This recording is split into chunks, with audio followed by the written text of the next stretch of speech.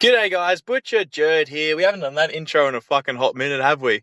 Anyway, we got a ross biff. Ross biff being the center cut part of your rump steak. Sirloin steak, if you're American, I don't know what the Brits call it. We call it a rump, generally, with the cap on. But these are cap removed, so they're called ross biff. ROSSBIFF. That's just the export name for it. So we're doing these. Running them out at $25.99 a kilo this week on little trays in our multi-deck. They're generally something we run every week. I figured they need a bit more limelight. We're doing, say, they're sort of thin cut, they're sort of not. They're running about, I don't know, just under an inch thick, mostly. We're putting 4 steaks on a tray, $25, fixed price. And yeah, they're looking pretty good. So, get amongst it. Times are tough. Cheap meat's good. Good cheap meat is hard to get.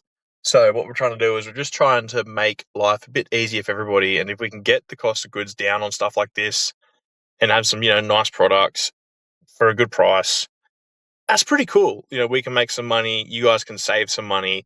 It means a win-win. So, it's a give-give relationship here. So, you buy the meat, I can buy more meat, and we can sell more meat. Pretty cool. And look at the quality of it. It is good beef. These are grain-fed. They're an MB4, which means, so your marble scoring in Australia goes from marble score 1 through up to 9, and then into, sometimes you get a 12, but 12's generally geared up for, the Japanese beef that we import in. So we've got a bit of that in the store. Generally have a little bit all the time. Not a big seller, but, whatever. We try to have something different. So what we're doing is just removing the undercut there. The undercut can get a little bit chewy. We can stick it in sausage or burger, and it's going to be an amazing product. It's nice and lean, but, yeah, it's a bit chewy. Same with that first cut. So we face that because it's got that bit in the middle is a bit tough. You can see it there on that second cut there, but on that first cut, it's really not great. See how it's sort of stepping out and it's slowly disappearing as you go down towards the rump? That's why that's why people back in the day said those last cuts of the rump, those small ones, they were the ones to get. They're the ones closest to your porterhouse steak or your strip steak, whatever you want to call it.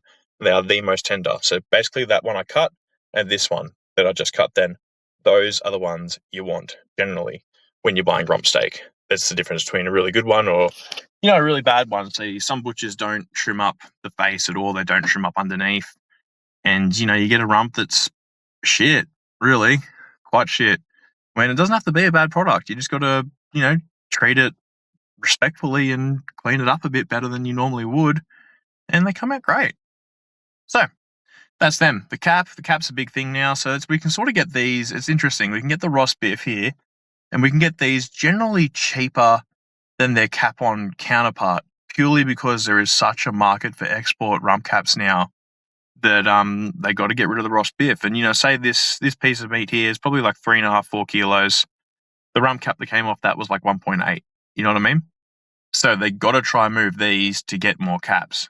So you can get these cheaper than rumps now. So for a lot of, butchers in Australia out there that struggling for a good rump, for a supplier, get away from your D rumps, get away from your typical JBS, Great Southern or Tees Classic or, Riverina Classic, whatever the fuck you're using, your Diamantina, whatever's, the trending normal yearling brands to get on the ross biff and get a better one, and it will become one of your biggest selling steaks. So we're doing these $25 on the trays, but we're also the normal ones, which are a bit better than these guys in the cabinet. And, I think they go out at $50 a kilo, and they sell a lot. They'll be the second biggest selling steak out of there besides Scotch fillet. We can't seem to get enough of that. But anyway, so there you go. That's part of this. So you can take these at home. You can do them yourself as well. That's a big thing. If you want to buy them whole, we'll probably dish them out at $19.99 a kilo.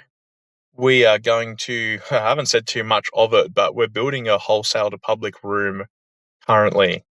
So that's going to be really cool and something to keep your eye on. We'll have a lot of wholesale deals, a lot of big bulk items you can get, your classic sides of lamb and that sort of thing. Stuff like this, a whole heap of whole primals, a whole heap of trays of pre-cut stuff, lots of small goods, lots of weird and wonderful things that I can sort of pick up but don't really have a home for in our heavily, retail shop sort of thing. So But we'll find some cool items and we'll pass the savings on to you guys as long as you guys keep coming in the bloody door, you know? That's the biggest thing. So Easter this week, we are shutting Friday, Saturday, Sunday, Monday, back open Tuesday. Thursday is going to be a big one. I got your favorite, your ribeyes coming. So we got not a lot, only like 20 something boxes of them. So like, what's that, 450 kilos or so. So we got them. We're going to be cutting them up tomorrow. Dish them out tomorrow afternoon. See, those are the little end pieces I was talking about. Dish them up tomorrow afternoon. Probably sell them all Wednesday, I'd imagine. Or if you're really smart, come in Tuesday RV and ask, because I'm not going to advertise it, but there'll be a few of you that see it on this video. Come and ask Tuesday RV for the cheap ribeyes. We're running them out at $22 a kilo. They're good. So, cutting all these in half, nice sharp knife, nice and easy. Have a look at all the portions you get out of one of these. So, like, doing a whole one of these is going to cost you like $60, $70, and you're going to get, say you get 8 good steaks cut in half and then 3 off the ends. You're going to get like 19 steaks. You know, like, do the math on that. I can't do it off the top of my bloody noggin right now. I'm feeling a bit under the level, let's say. But, you know, it's cheap steak. It's cheap steak. It's bloody good. So we're sticking these on little foam trays. I tried to run the your green saver trays, like your eco-friendly ones, but the plastic is that tough that it cut the shit out of me. And nearly had stitches, actually, for my index finger from a freaking tray, just trying to pull them apart. So I ditched them, went back to the old foamies. We're going to cryovac them. I'll show you our U-Butte cryovac machine. We have a swing lid cryovacer. Most retail butcher shops don't have one of these. We've got 2, which is nice. We've got one up the front here, and we've got a big one down the back. So cryovacing meat essentially just makes your meat last longer. It sucks out all the air, and just because there's no air, there's no, more bacteria for it to breed. So it just stays fresher longer. So we tray them upside down. I mean, if there should be butchers watching this, when you vac your stuff, vac it upside down. The creases come up to the top. So when it's cryovacking, the creases rise and you've got a way nice, fresher base, which means more sales, which means more money. And, at the end of the day, we're sort of trying to do that. So, display things properly and you make more coin. Go figure.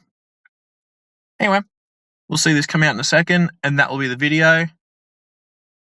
Let me know what you guys want next. I've got some eye fillet. I'm thinking I might do a crazy sausage for Easter. I haven't done a crazy sausage in a hot minute, so we might do like an Easter egg one or something. Anyway, that's our video for the day, guys. Love you and leave ya. Have a great one. Peace.